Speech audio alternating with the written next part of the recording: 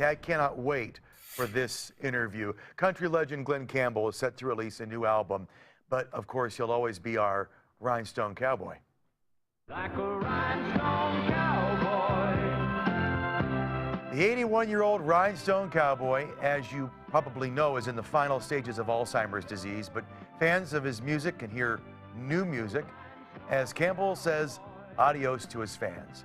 Kim Campbell, Glen's wife, and his daughter Ashley joining us live from New York this morning to talk about the latest album. Good morning, ladies. I'm so thrilled to be talking to you in person because I watched, of course, the documentary I'll Be Me, and that was a lifeline for people like me.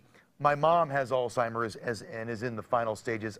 We'll talk about the music, but I want to ask you about the embarrassment. So many people who are diagnosed with Alzheimer's don't want anyone to know, and they don't want to talk about it. My mom was ashamed. Glen was, don't you think, a brave man to share his story, and was that a difficult choice? Well, we're both so proud of him for going public with his diagnosis. I think he did a lot to help remove the stigma that you talk about related to getting a diagnosis of dementia or Alzheimer's. And, he just looked at it like, hey, I feel fine. I'm going to go out and live my life and do what I love with the people I love. And so, that resulted in the documentary, Glen Campbell, I'll Be Me. And I think it encouraged a lot of people. So I'm really proud of him. You should be proud. I wish more people had that kind of courage. There's nothing to be embarrassed about. It's a disease. It's not a statement about you being stupid. It's a disease, and he raised so much awareness.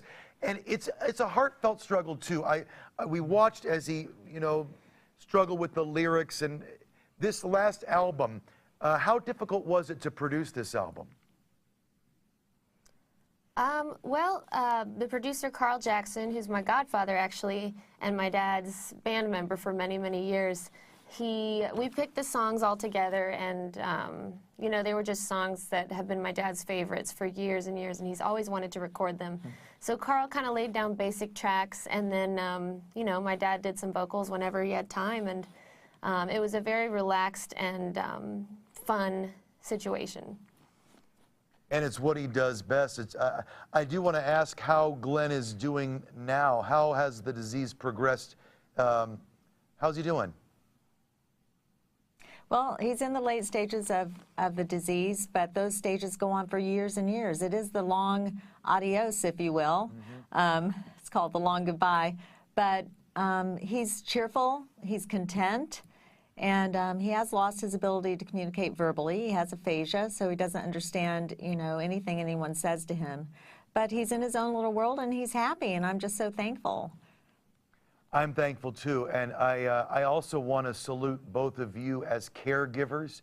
That's also another unsung hero. The people who love and care for Alzheimer's patients are also the real heroes. So I salute you both for that.